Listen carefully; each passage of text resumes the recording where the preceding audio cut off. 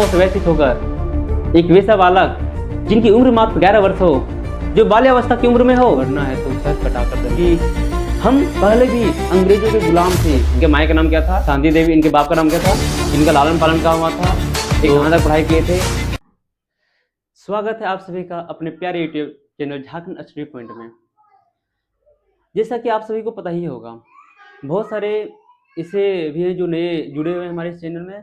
सबसे पहले उन लोगों को हम अवगत करा देना चाहते हैं कि झारखंड पात्रता परीक्षा को लेकर हम अपने यूट्यूब चैनल पे एक सीरीज चला रहे हैं, खोटा से लेकर संबंधित, जिसमें से खोटा में पूरे 30 में से 30 आपको यहाँ से आने वाले हैं। तो उसी को लेकर आज हम खोटा का तीसरा क्लास और एक आपका लाइव सेशन चल चुका है। पहले 3 क्लास में हम ये जाने थे कि खोटा का संक्षिप्त इतिहास के बारे में, साहित्यकारों का संक्षिप्त इतिहास के बारे में। लेकिन आज हम क्या जानेंगे?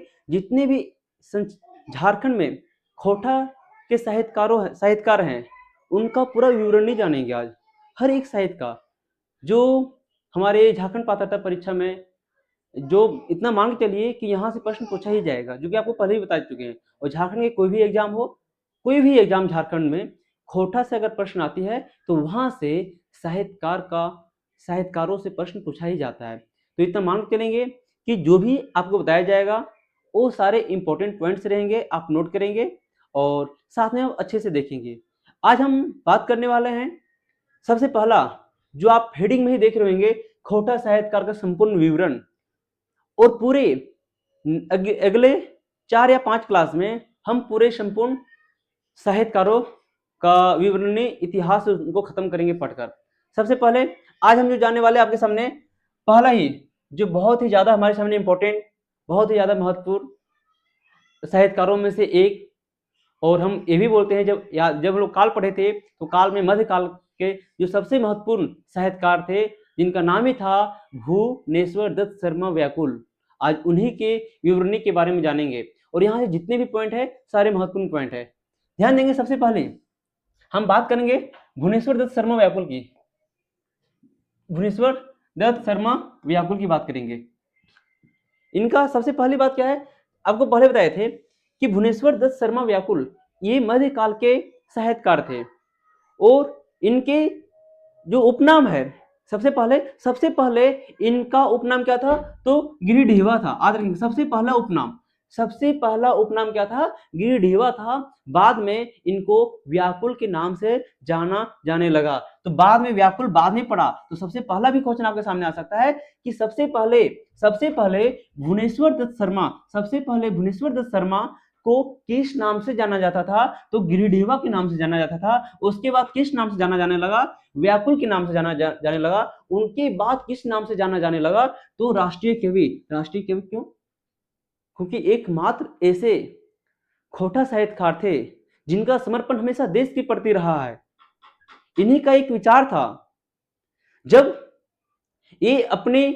हमारा भारत देश जब आजाद होने के कगार पे था, जब हमारे देश में अंग्रेजों को लेकर जब लड़ाई चल रही थी, तो उन साहित्यकारों में से एक ये भी ऐसे साहित्यकार थे जो अपने राष्ट्र के प्रति हमेशा समर्पण दिखाते थे और राष्ट्र के प्रति हमेशा ऐसे विचार रखते थे जो लोगों को जागरूक करने का होता था।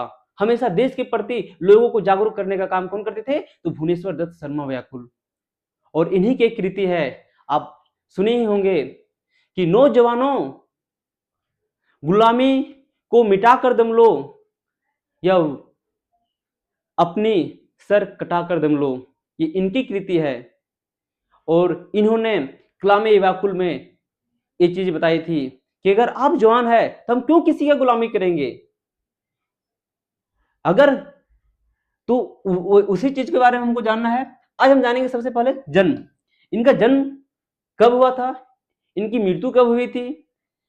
ये कहाँ के प्रॉपर रहने वाले थे? इनका लालन पालन कहाँ हुआ था? तो सारा देखेंगे एक करके। सबसे पहले जन्म 17 मार्च 1908 ईस्वी को इनका जन्म हुआ था। और जो जन्म हुआ था एक कहाँ पे हुआ था? तो माथाड़ी। याद रखेंगे, माथाड़ी गांव है। माथाड़ी गांव कहाँ पे है? गिरिडीह। और ध्यान देंगे, जिस टाइम इनका जन्म हुआ था 17 मार्च 1908 ईस्वी को, उस समय गिरिडीह और हजारीबाग साथ में थे, यानी गिरिडीह और हजारीबाग जिला एक था। तो उसी समय इनका जन्म हुआ था माथाडी गिरिडीह में। ध्यान दीजिएगा। और इनकी मृत्यु कब हुई थी? 17 सितंबर 1984 ईस्वी को। और इनकी मृत्यु के बाद ही 1989 में 1989 ईस्वी में श्रीनिवास पांडे स्मृति सम्मान दिया गया था। किनको? तो आपके सामने भुवनेश्वर दत्त शर्मा व्याकुल को, जो कि आगे देखेंगे। जब इनका मृत्यु हुआ था 17 सितंबर 1984 ईस्वी को, उनके बाद 4 सालों के बाद यानी 1989 में श्री स्मृति सम्मान, श्री निवास पांडे स्मृति सम्मान इनको दिया गया था। लालन पालन पोषण कहां था? इनका पालन पोषण विष्णुगढ़ हजारीबाग में। ध्यान देंगे, इनका जन्म हुआ था माथाडी गांव गिरिडीह में, लेकिन लालन पालन कहां हुआ था? तो विष्णुगढ़ हजारीबाग में। और ऐसा कहा जाता है कि जब भुवनेश्वर दत्त शर्मा व्याकुल जब 6 महीने के थे तभी इनके पिताजी की मृत्यु हो चुकी थी। और जब मृत्यु हो चुकी थी इनके पिताजी की, तब इनके लालन पालन कौन के थे? इनके आजा के थे, जिनको हम दादा बोलते हैं अपने खोटा भाषा में। जो बड़े भाई होते हैं तो इनकी लालन पालन कौन किए थे? तो इनके आजा। आगे देखेंगे नेक्स्ट। इतना समझ में आ गया होगा। नेक्स्ट है भुवनेश्वर दत्त शर्मा व्याकुल। इनके बाप का नाम क्या था? ध्यान देंगे, बाप का नाम पंडित बलदेव प्रसाद उपाध्याय। जो इनके बाप पे का नाम था वो पंडित बलदेव प्रसाद उपाध्याय। और इनके आजा का नाम क्या था? पंडित अयोध्या प्रसाद उपाध्याय। और इनके आजा ही इनके लालन पालन किए थे, यानी इसको पाल पोस कर बड़ा किया था। अपनी भाषा में समझने की बात आए तो इसे समझेंगे कि जब माँ समझिए कि जब 6 महीने का बच्चा, जब उनके पिताजी जब गुजर जाते होंगे, तब वो बच्चा कैसे, एक बच्चा जो मात्र 6 महीने की उम्र में जिनके पिताजी गुजर जाते हैं, वही बच्चा बड़े होकर एक राष्ट्र कवि कहलाते हैं, जिन्होंने देश के प्रति समर्पण हर कुछ दिखाया। देश के प्रति अपने कहानी से लेकर गीत को लिखकर लोगों को जागरूक किया कि आप भी देश के प्रति अपना समर्पण दिखाइए और देश के प्रति जागरूक होइए। क्यों? क्योंकि हम गुलामी की जंजीरों में जकड़े हुए हैं। और एकमात्र साहित्यकारों में से एक, झारखंड के पूरे खोटा इतिहासकारों में से एक थे। कौन? तो भुवनेश्वर दत्त शर्मा व्याकुल। और इन्हीं ही सबसे पहले, बोला गया सबसे पहले व्याकरण इन्होंने ही सिखाया था। और ऐसा कहा जाता है कि सबसे पहले भुवनेश्वर दत्त शर्मा व्याकुल को व्याकरण बोलने के लिए कौन सिखाया? तो इनके आजा का नाम क्या था? पंडित अयोध्या प्रसाद उपाध्याय। और ध्यान देंगे, इनके माई का नाम भी पूछता है, बाप का नाम भी पूछेगा और माई का नाम भी पूछेगा, दोनों ध्यान रखेंगे। और ये भी क्वेश्चन पूछता है कि बताइए इनके लालन पालन कहाँ हुआ था? इनके लालन पालन कौन किए थे? तो जब बाप की नाम आएगी पंडित बलदेव प्रसाद उपाध्याय, जब आजा की नाम आएगी तो पंडित अयोध्या प्रसाद उपाध्याय, और जब माई के नाम आएगी तो कौन? शांति देवी। याद रखेंगे, माई के नाम शांति देवी, बापे के नाम पंडित बलदेव प्रसाद उपाध्याय, आजा का नाम पंडित अयोध्या प्रसाद उपाध्याय। और जब बात करेंगे पत्नी तो कौन थी? सरस्वती सुशीला देवी। और आपको बताते हैं, एक्चुअली जब हमारे भारत देश में 1925-30 ईस्वी में जब अंग्रेजों से जब लड़ाई चल रही थी, तो उसी के संबंध में जब लोग घरों से बाहर निकलकर और लोगों को जागरूक कर रहे थे, तो उन्हीं जागरूकता में से एक महिला भी आई थी जो लोगों को जागरूक कर रहे थे, और ये कांग्रेस की ओर से थी। और कौन? तो सरस्वती सुशीला देवी। और उन्हीं क्या जी बोलते हैं उनको, जब सभी लोग जब गए थे और जो अपने अपने मत रख रहे थे और लोगों को जागरूक कर रहे थे, तो उन्हीं में से आपका भुवनेश्वर दत्त शर्मा व्याकुल जी किनसे मिलते हैं? सरस्वती सुशीला देवी से इनकी मुलाकात होती है। सरस्वती सुशीला देवी से किनकी मुलाकात होती है? भुवनेश्वर दत्त शर्मा व्याकुल की मुलाकात होती है। और ये कौन थे? तो आपको पता होना चाहिए, बिहार के प्रथम मुख्यमंत्री जो थे, उनके कौन थे? तो उनके ये भतीजे थे।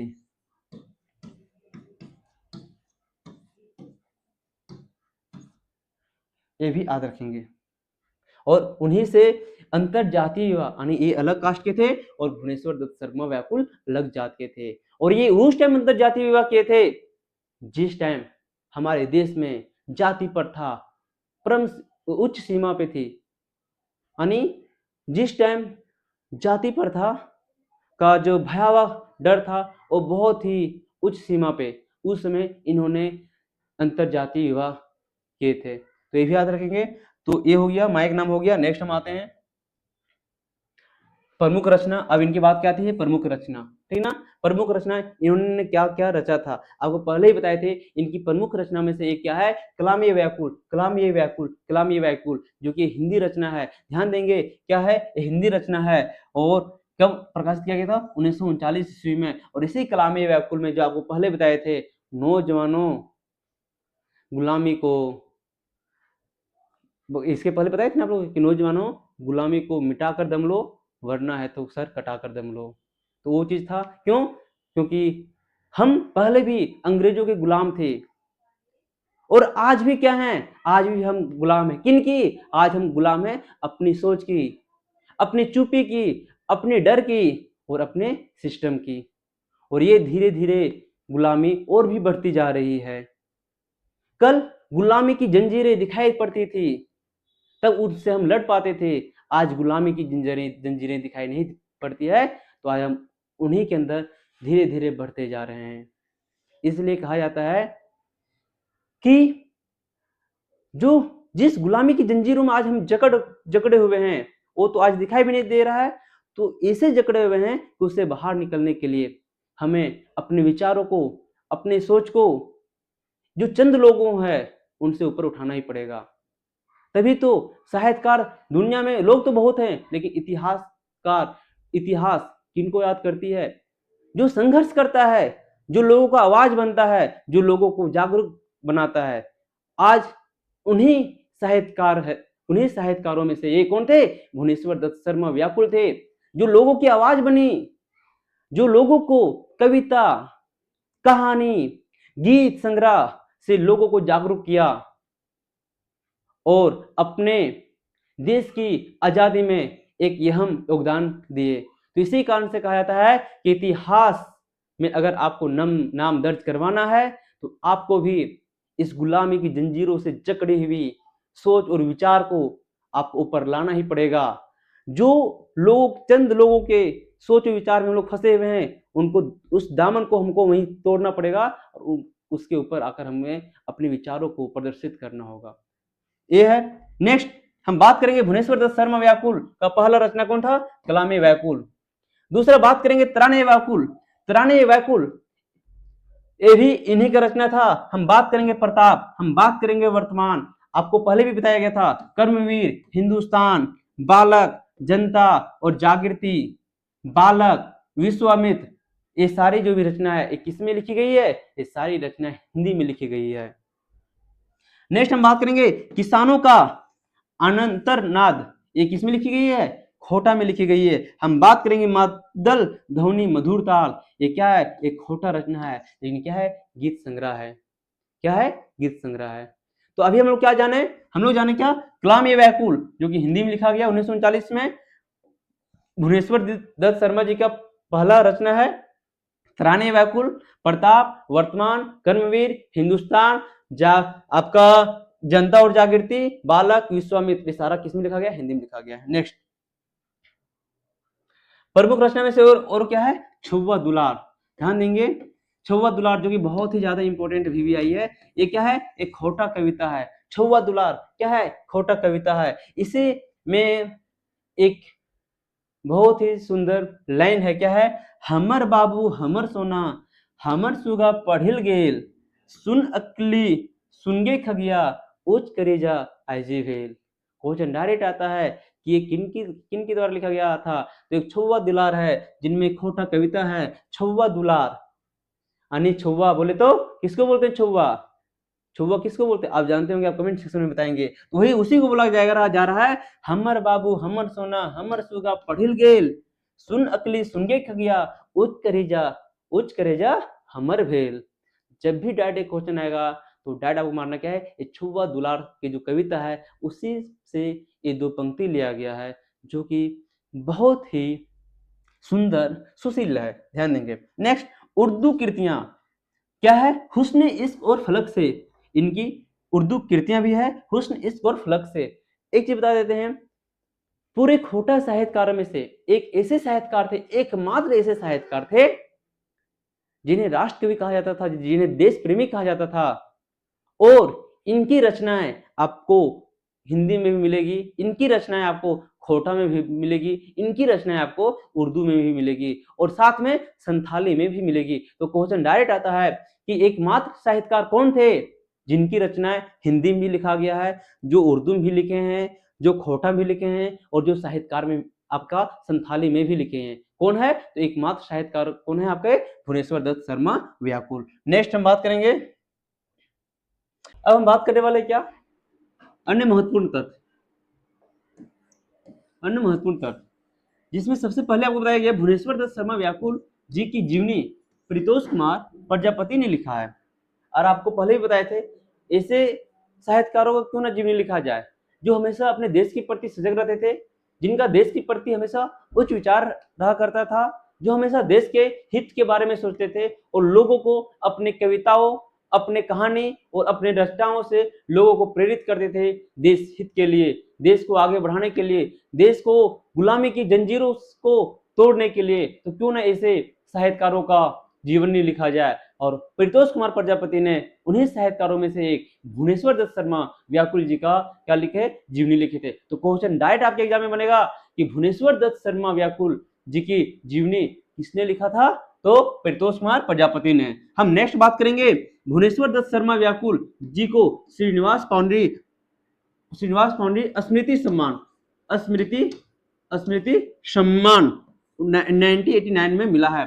जब बताए थे आपको कि जब उनका मृत्यु हुई थी, किनका? भुवनेश्वर दत्त शर्मा व्याकुल जी का, तो मृत्यु के 5 साल के बाद 1984 ईस्वी में भुवनेश्वर दत्त शर्मा व्याकुल जी का मृत्यु हुआ था, और 1989 ईस्वी में जाकर क्या मिला था? श्रीनिवास पांडे स्मृति सम्मान। ये भी याद रखेंगे, बहुत ज्यादा वीवीआई है। नेक्स्ट, भुवनेश्वर दत्त शर्मा व्याकुल मध्यकाल के कवि माने जाते हैं। जब हम पढ़े थे काल रचनाओं के बारे में, तब आप लोग को बताया गया था कि यादी काल के जो सबसे प्रमुख साहित्यकारों में से एक थे, वो कौन थे? राजा दलील सिंह थे। कौन थे? तो रुद्र सिंह थे। कौन थे? पद्म दास थे। कौन थे? तो बेस हॉलमार्क, जो बाइबल का अनुवाद किए थे।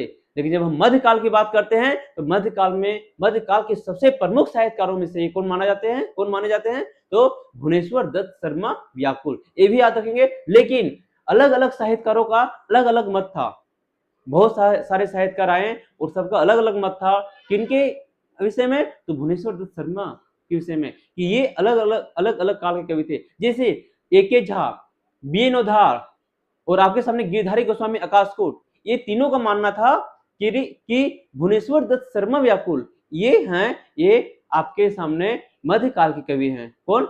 मध्यकाल के कवि। किसने बोला था? तो ए.के. झा, बी.एन. ओधार और तीसरा गिरधारी गोस्वामी आकाशकोट, ये तीनों का मानना था कि भुवनेश्वर दत्त शर्मा व्याकुल हैं, ये मध्यकाल के कवि हैं। जबकि गजाधर महतो प्रभाकर इनका मानना था कि आधुनिक काल के कवि है। आगे नेक्स्ट स्लाइड में हम देखेंगे, यही दिया गया है। भुवनेश्वर दत्त शर्मा व्याकुल जी को मध्यकाल के कवि doctor A K. Jha, B N. Odhar, Girdhari Goswami Akashkot ने कहा। गजाधर महतो, नेक्स्ट पॉइंट, गजाधर महतो प्रभाकर ने इन्हें आधुनिक काल के कवि मानते हैं। आपको पहले भी बताए थे, क्वेश्चन डायरेक्ट आता है कि आधुनिक काल के कवि कौन मानते हैं? तो कौन? गजाधर महतो प्रभाकर। आपको बता देते हैं, यही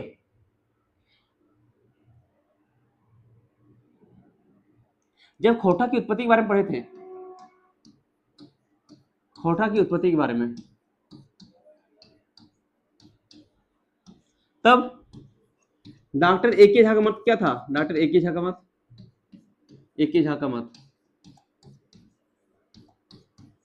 इनका मत था कि खोटा की उत्पत्ति भारत की प्राचीन सभ्यता सिंधु घाटी सभ्यता के मोहनजोदड़ो नामक में खोटा की उत्पत्ति हुई है। ये तो किनका? ए.के. झा का। लेकिन हम बात कर देंगे डॉक्टर बी.एन. ओधार,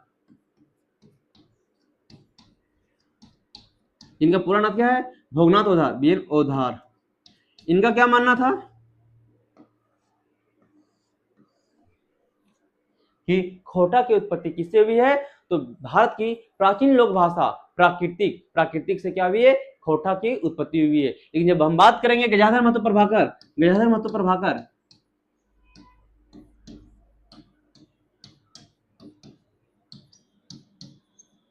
तो इनका क्या मानना था, गजाधर महतो प्रभाकर का मानना है कि खोटा की उत्पत्ति मागधी अपभ्रंश से हुई है। तो ये आपके सामने तीन जो बहुत ज्यादा महत्वपूर्ण प्रश्न बनते हैं। नेक्स्ट, भुवनेश्वर दत्त शर्मा व्याकुल को राष्ट्रीय कवि उपनाम रामनारायण सिंह दिए थे। आपको पहले भी बताए थे कि ये वही रामनारायण सिंह है।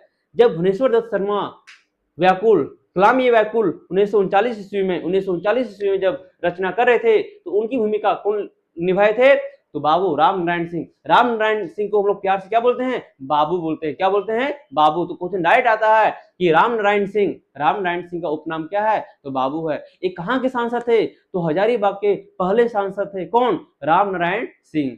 और यही है जो भुवनेश्वर दत्त शर्मा व्याकुल जी को क्या कहे हैं, तो राष्ट्रीय कवि कहे हैं। क्यों, क्योंकि जो भी इनकी गाथा थी, जो भी इनकी रचना थी, जो भी इनकी कविता कहानी संग्रह था, सारा क्या था, तो देश के प्रति हमेशा ये लोगों को जागरूक करते थे। तो इसी कारण से इन्हें क्या कहा जाता है, तो राष्ट्रीय कवि कहा जाता है।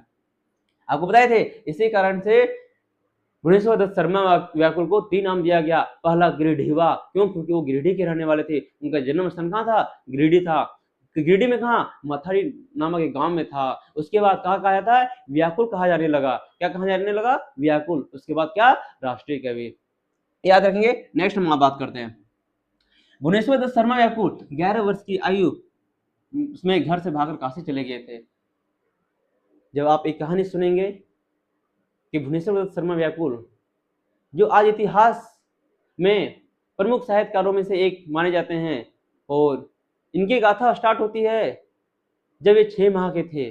जब ये 6 माह के थे तभी इनकी पिताजी की मृत्यु हो जाती, इनकी पिताजी का मृत्यु हो जाता है। और फिर इनके लालन पालन इनके आजा करते हैं। और जब आजा करते हैं, उसके बाद 11 वर्ष की उम्र में ये भागकर काशी चले जाते हैं। घर की समस्याओं से व्यथित होकर ये घर से भाग निकलते हैं। और जब काशी चले जाते हैं, जब कुछ दिन काशी में रहते हैं, जब बाहर की दुनिया इनको दिखाई पड़ती है, जब बाहर की दुनिया ये देखते हैं, तब समझ में आता है कि बाहर की दुनिया से सबसे पहले खुद की दुनिया से लड़नी होगी। और खुद की दुनिया क्या, तो अपने मन, अपने विचार, अपने नकारात्मक भाव को दूर करने का, अपने अंदर की ज्वलंत आग को कम करने का, अपने अंदर की जो उनको आगे करने का, ये चीजें से लड़नी है। और तब दोबारा जब ये अपने जहाँ पे इनका लालन पालन हुआ था, जब दोबारा ये विष्णुगढ़ आते हैं, तब फिर से पढ़ाई स्टार्ट करते हैं। और 10th 12th देने के बाद स्नातक करते हैं। और स्नातक करने के बाद बोकारो स्टील प्लांट कारखाने में ऑपरेटर के काम करते हैं। और फिर इनका एक जीवन की सबसे अहम जो जीवनी स्टार्ट होती है, जहां से अपने सब कुछ जीवन में बदल डालते हैं। और स्वतंत्रता की भारत देश की आज़ादी में ये गांधी जी के साथ 1925 ईस्वी में कूद पड़ते हैं। और कूदकर लोगों को जागरूक करने लगते हैं। सिर्फ जागरूक ही नहीं करते हैं, जब 1925 की बात करेंगे, जब गांधी जी के साथ में ये भारत की आज़ादी की लड़ाई को आगे बढ़ा रहे थे, मिलजुल कर सहयोग कर रहे थे, तब उसी समय बिहार के पहले मुख्यमंत्री जिनका नाम है कृष्णा सिंह, उनकी भतीजी जिनका नाम है सरस्वती सुशीला देवी, और भी एक समाज निर्माण करने वाली महिला थी, समाज को जागरूक करने वाली महिला थी। उनसे मुलाकात होती है। और सरस्वती सुशीला देवी वो अलग जाति के थे, ये अलग जाति के थे। और उसी समय जब हमारे देश में रूढ़िवादिता, जात पात चरम सीमा पे थी, उसी समय भुवनेश्वर दत्त शर्मा व्याकुल ने सब कुछ खत्म करते हुए इन्होंने अंतरजातीय विवाह किए। तो ये कुछ कहानी है ऐसा। तो वही बताया गया है, भुवनेश्वर दत्त शर्मा व्याकुल 11 वर्ष की आयु में घर से भागकर काशी चले गए थे। 1925 ईस्वी में गांधी जी के साथ स्वतंत्रता आंदोलन में कूद पड़े। नेक्स्ट पॉइंट है। उसके बाद आता है स्वतंत्रता आंदोलन के दौरान जेल भी गए थे। जब अंग्रेजों को लगने लगा कि लोगों को जागरूक कर रहे हैं, इनकी बातों से लोग जागरूक हो रहे हैं और एकजुट एक संगठन बना रहे हैं और लोग संगठित हो रहे हैं, तो उसी संगठन को तोड़ने के लिए, उसी संगठित को तोड़ने के लिए अंग्रेजों द्वारा भुवनेश्वर दत्त शर्मा व्याकुल को जेल में डाला जाता है। और जब भुवनेश्वर दत्त शर्मा व्याकुल को जेल में डाला जाता है तभी उनकी मुलाकात हिंदी के प्रसिद्ध साहित्यकार रामवृक्ष बेनीपुरी से होती है, जो अपने आप में हिंदी के महान साहित्यकारों में से एक हुआ करते थे। और आज भी हम जब हिंदी के महानतम साहित्यकारों का जब नाम लेते हैं तो उनमें से एक रामवृक्ष बेनीपुरी भी आते हैं। और उनसे मुलाकात होती है और उसी मुलाकात के दौरान अपने हाथ से रामवृक्ष बेनीपुरी ने केदी नामक पत्रिका लिख रहे थे। और जब उन्होंने भुवनेश्वर दत्त शर्मा व्याकुल से मुलाकात करते हैं तो मुलाकात के ही दौरान उसी केदी पत्रिका में व्याकुल की जितनी भी रचनाएं हैं सारी रचनाएं प्रकाशित किया जाता है। और ये भुवनेश्वर दत्त शर्मा व्याकुल जी के लिए बड़ी ही सौभाग्य की बात होती है कि उनकी रचनाओं को केदी पत्रिका में प्रकाशित किया जाता है। तो वो चीज है। नेक्स्ट हम बात करते हैं। और जो हजारीबाग जो जेल में डाला जाता है वो जेल का नाम ही हजारीबाग जेल में डाला जाता है। और हजारीबाग जेल में तो वही बोला गया है। हजारीबाग जेल में 1930 ईस्वी में इनकी मुलाकात प्रसिद्ध हिंदी साहित्यकार रामवृक्ष बेनीपुरी से हुई, जो कि आपको बताए थे। नेक्स्ट हम बात करते हैं। ये चनफनिया कलाकार आपको पहले बताए थे भाई, जो देश के प्रति हमेशा सजग रहते थे, जिनका समर्पण ही हमेशा देश के प्रति था, जो लोगों को हमेशा जागरूक ही करते थे, जो हमेशा लोगों का आवाज बनते थे, तो क्यों वो चनफनिया तो होंगे ही। तो वही थे, ये चनफनिया कलाकार थे, गवैया थे, बजवैया भी थे। इनकी प्रथम रचना कलाम ये व्याकुल थी 1939 में। कलाम ये व्याकुल, जिसमें एक कहा जाता था, नौजवानों गुलामी को मिटा कर दम लो वरना सर कटा कर दम लो। ये किनकी रचना थी? तो ये रचना थी आपके भुवनेश्वर दत्त शर्मा व्याकुल के। कलाम ये व्याकुल किताब 1939 ईस्वी में छपा और इसी किताब की भूमिका कौन किए थे? राम नारायण सिंह ने किए थे। यानी इनकी भूमिका कौन लिखे थे? राम नारायण सिंह ने लिखे थे। और इसी में था, नौजवानों या तो गुलामी को मिटा कर दम लो वरना अच्छा है कि सर कटा कर दम लो। एक बहुत ही ज्यादा वीवीआई पॉइंट है, इसको आप नोट कर लेंगे और इसको कर लेंगे कि किनकी पंक्ति है। तो ये भुवनेश्वर दत्त शर्मा व्याकुल की पंक्ति। नेक्स्ट हम बात करते हैं। व्याकुल जी के उर्दू भाषा की रचनाओं को माखनलाल चतुर्वेदी ने तारीफ किया। जब हम बात करते हैं खोटा साहित्यकारों का, तो उनमें से एक प्रमुख साहित्यकार जो आपको बार बार बता रहे हैं, भुवनेश्वर दत्त शर्मा व्याकुल, जिन्हें देश के प्रति प्रेम था, जो देश के बारे में सोचते थे, जो देश के हमेशा हित के बारे में सोचते थे। और इन्हें राष्ट्रकवि का संज्ञा भी दिया गया। और साथ में इनकी रचना सिर्फ खोटा में ही नहीं, इनकी रचना हिंदी में भी थी, इनकी रचना उर्दू में भी थी, इनकी रचना संथाली में भी थी। तो एकमात्र ऐसा साहित्यकार जिनकी रचना हिंदी, उर्दू, खोटा और संथाली में हुआ करता था, तो कौन है वो? भुवनेश्वर दत्त शर्मा व्याकुल। और जब ये उर्दू में जब रचना आपका हुस्न इश्क और फलक से जिनकी तारीफें माखनलाल चतुर्वेदी ने बहुत किए थे। नेक्स्ट हम बात करते हैं। 1943 में अंग्रेजों ने व्याकुल जी की रचनाओं को जला दिया। जब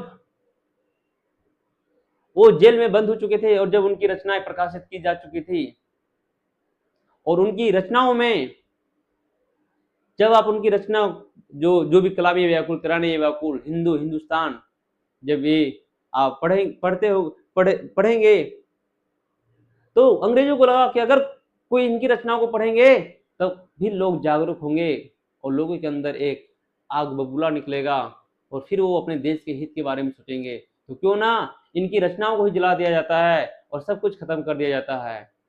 और फिर क्या होता है? 1943 ईस्वी में जितने भी जो हित के बारे में, जो देश के हित के बारे में जो रचना लिखी थी, जो देश की आजादी के बारे में जो रचना लिखी गई थी, सारी रचनाओं को अंग्रेजों के द्वारा जला दिया जाता है। यह है कि 1943 में अंग्रेजों ने व्याकुल जी की रचनाओं को जला दिया था। व्याकुल जी हिंदी, खोटा, उर्दू और संथाली में रचना किए थे, जो कि आपको बताए थे। ज्यादातर कविता गीत किसानों और आजादी की लड़ाई से संबंधित है। इनकी जितनी भी रचना है या तो किसानों से या तो फिर आजादी की लड़ाई से। ये सारे वीडियो आ रहा है? चलिए ठीक। नेक्स्ट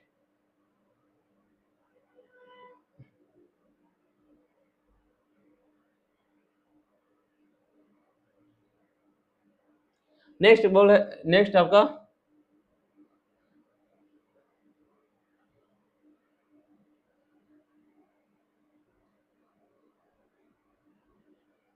ये तो हो गया। नेक्स्ट हम बात करते हैं अगला पॉइंट। भुवनेश्वर दत्त शर्मा की मध्यकाल के कवि एक ही बी एन उधार एवं गिधारी गोस्वामी घासकुटनी का था। गजहर मतों ने ये तो सारा हो चुका है आपका। अब हम बात करते हैं क्या, अब हम यहाँ से बात करते हैं आपका ऑब्जेक्टिव, जो भी क्वेश्चन बनने वाली थी ध्यान देंगे। इसके पहले हम कुछ आप लोग को बता देते हैं, एक टास्क के रूप में आप इनको कर लेंगे।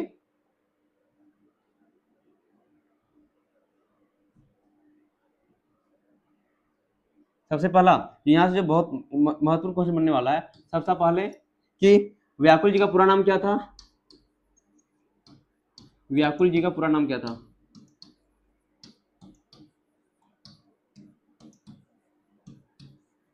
ठीक, दूसरा माई का नाम क्या था, माई का नाम। तीसरा बापे का नाम।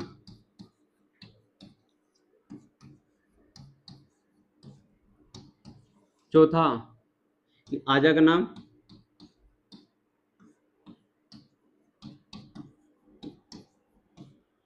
जन्म तिथि कब था, जन्म तिथि।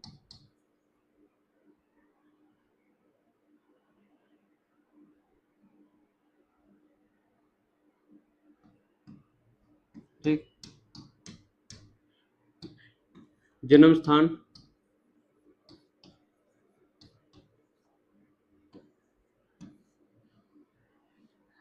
उसके बाद लालन पालन कहाँ इनका हुआ था।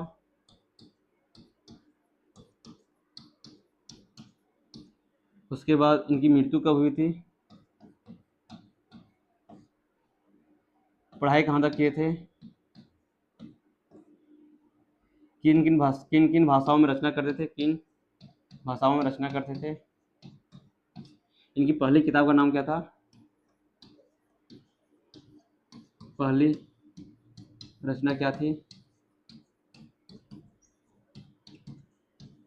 ये सारे हैं। सबसे पहले इनके पूरा नाम क्या था, भुवनेश्वर दत्त शर्मा व्याकुल। इनके माई का नाम क्या था, शांति देवी। इनके बाप का नाम क्या था, पंडित बलदेव प्रसाद उपाध्याय।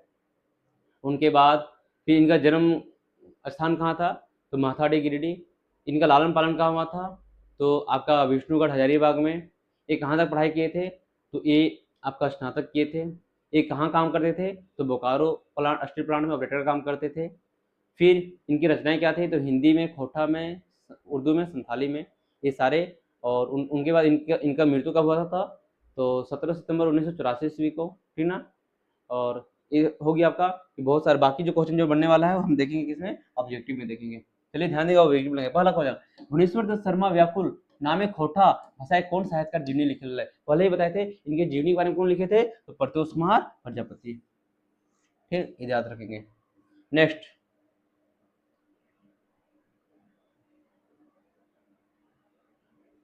व्याकुल जी के नामे, व्याकुल जी जन्म कखन भेल है, तो आपको बताया था इसका जन्म कब हुआ था, 17 मार्च 1908 ईस्वी को जन्म हुआ था। और 17 सितंबर 1984 ईस्वी को इनकी मृत्यु हुई थी। और मृत्यु के बाद 1979 ईस्वी को, 1908 में जन्म हुआ था, मृत्यु कब, 17 सितंबर 1984 ईस्वी को इनकी मृत्यु हुई थी।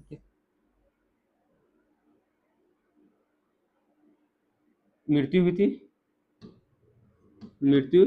और पावनी स्मृति सम्मान कब मिला था, पावनी स्मृति सम्मान 1989 ईस्वी में। ठीक, याद रख लेंगे।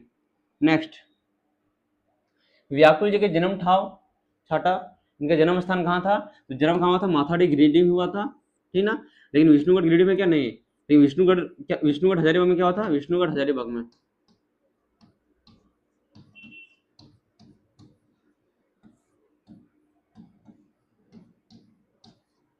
विष्णुगढ़ हजारीबाग में क्या हुआ था, तो लालन पालन हुआ था इनका।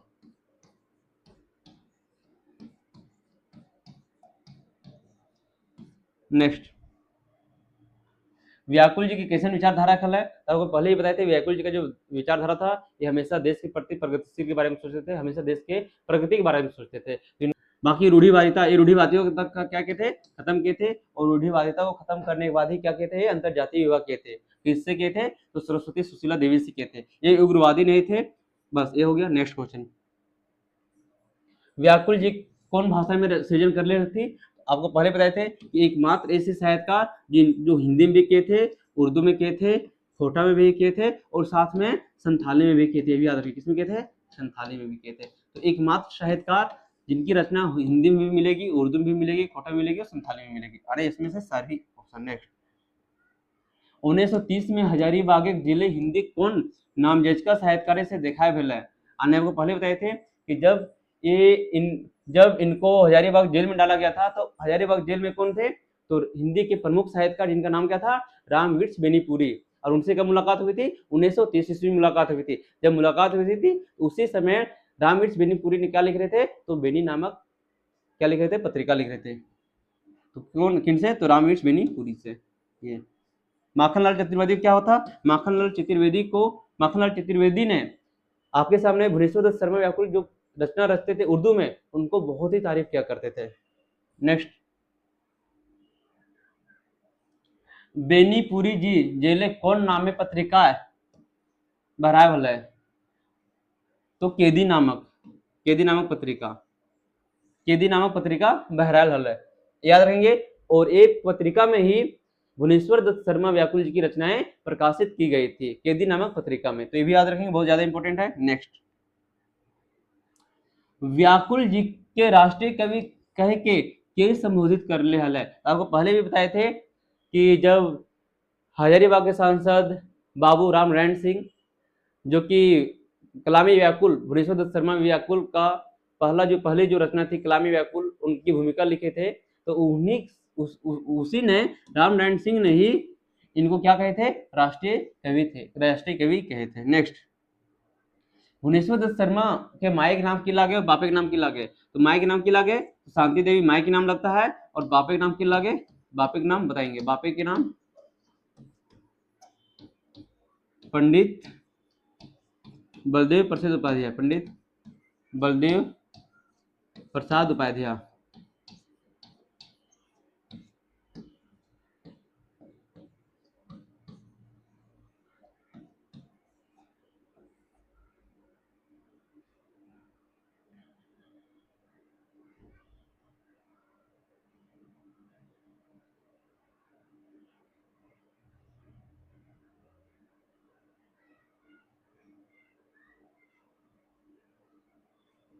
नेक्स्ट, भुवनेश्वर दत्त शर्मा के पालन पोषण के कर ले हरथी। तो के कर ले थी? तो हमको पता है कि इनके जो आजा थे, इनके आजा कौन थे? पंडित अयोध्या प्रसाद उपाध्याय। तो ये क्या किए थे? ये किए थे। बाकी राजा दलील सिंह, रुद्र प्रताप सिंह और पदम सिंह, ये क्या थे? तो ये आदिकाल के कवि थे। ये क्या थे? आदिकाल के कवि थे। ये भी याद रखेंगे, आदिकाल के कवि थे। और राजा दलील सिंह ने रुद्र सागर क्या लिखे थे? रुद्र सागर। रुद्र प्रताप सिंह ये क्या लिखे थे? आप कमेंट सेक्शन में बताएंगे। और पदम सिंह ने क्या होगा? पदम दास, जो कि क्या थे? राजगढ़ के राजकवि थे।